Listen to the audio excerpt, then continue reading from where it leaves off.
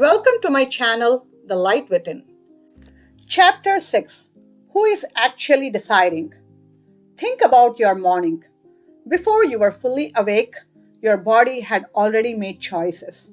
You turned off the alarm. You got out of bed. You walked to the bathroom almost automatically. Who made those decisions? You will say, I did. But here's the question. Were you fully conscious when all of that began? And what if the part of you that says, I decided, is not actually the part that made the decision? What if the conscious I is less the author and more the narrator? That is a deeply unsettling possibility, and the science behind it is surprisingly serious. In Chapter 5, we explored quantum physics. We saw how possibilities become one specific outcome only through material interaction.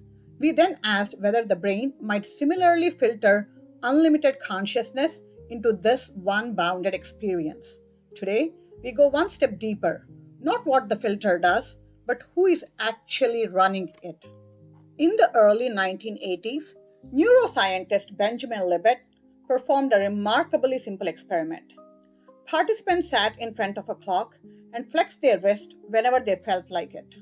He measured two things: when the brain began preparing the movement and when the person became consciously aware of deciding to move.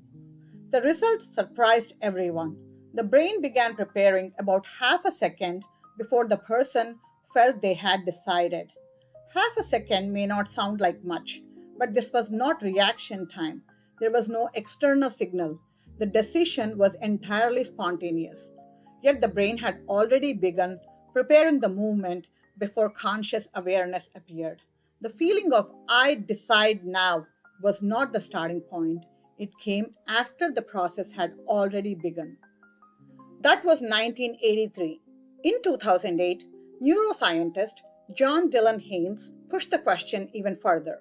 Participants freely chose to press a left or right button. Using brain imaging, Haynes' team detected that choice before the participants even realized it. Not half a second before, 10 seconds before. In other words, the scientist knew what the person chose a full 10 seconds before the person became conscious of their own decision. So, what is conscious awareness doing during those 10 seconds? That question is still open. To understand why this matters, let's look at how scientists originally drew the timeline of a choice. Imagine a timeline counting down to the exact moment you move. Step 1. The subconscious decision. The brain starts preparing in the background. This happens 10 seconds before the actual movement. The conscious decision. You finally realize, I chose the left button half a second before the physical movement. And the final step, the physical movement, is when you press the button. But in 2012, neuroscientist Aaron Schurger proposed tearing up that timeline. What if that early brain signal in step 1 was not a hidden decision at all? He argued that our brains are constantly humming with random background noise, even when we are not doing anything. This activity naturally rises and falls on its own, like waves in the ocean. So his new timeline looks like this. Step 1. The constant hum. Background brain noise fluctuates randomly for both the left and right options. Step 2. The tipping point.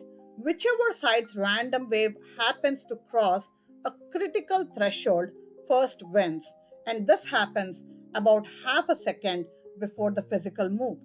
And in step 3, where the action and feeling actually happens, and you consciously feel, I just decided to do this at the exact same time. If this is true, the conscious I did not make the choice. It was just a random wave winning a race. The timeline changes, but the challenge to our free will remains. However, Libet also discovered something equally important. Participants could still cancel the movement at the very last millisecond. He called this a veto. Perhaps free will is not primarily the ability to initiate, but the ability to stop. Not I choose to begin, but I choose not to continue. Ancient traditions call this viveka, discernment, the capacity to pause between impulse and action.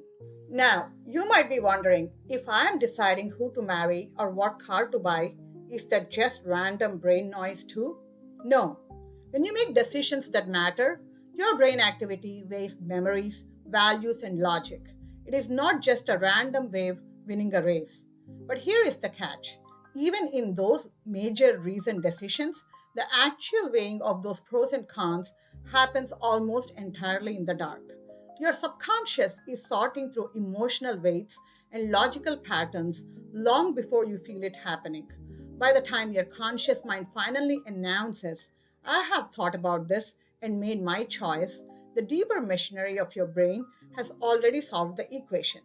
Whether a choice is a random button press or reasoned life decision, the result is the same. The conscious I is the last to know. Imagine an iceberg. Your conscious thoughts are only the small portion above the water.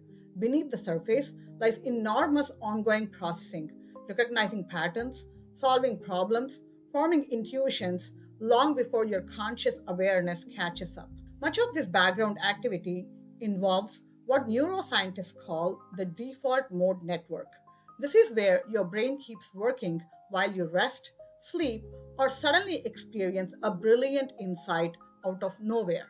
If the conscious mind is often just the announcer, who or what is actually making the decisions? Now think about Srinivasa Ramanujan. In chapter 4, we saw how he described mathematical formulas arriving in dreams from the goddess Namagiri Devi, not deriving them, receiving them.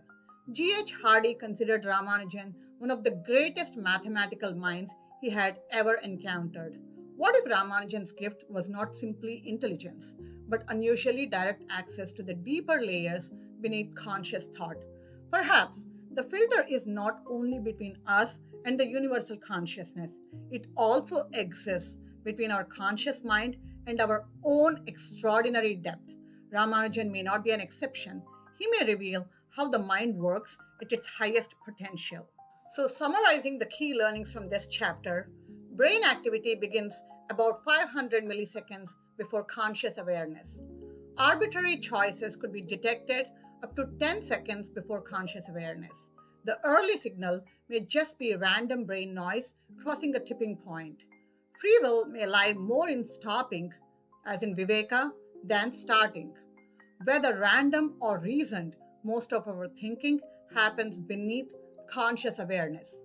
The conscious I may be only a small part of a much larger mind. Now, this could sound discouraging. If the conscious I is not running everything, does that mean we have no real self? I think the opposite. The conscious self being small does not mean you are small. It means you have been identifying with only the surface. The part beneath, the part that recognizes patterns before you do, creates before you claim credit, and knows before words arrive, is also you. The conscious mind may be the surface of the ocean, but you are the ocean too. So the real question becomes, how deep does that ocean go? Does it end with neurons? Or could it extend all the way to the universal field we explored in chapter 5, the Sarvantaryami? That is exactly what the filter theory proposes.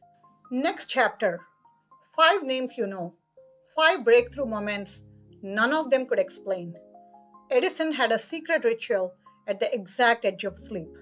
McCartney of the Beatles woke up with yesterday fully formed, spent weeks convinced it was someone else's. Michael Jordan in the playoffs, Sachin at the crease. Different sport, same story.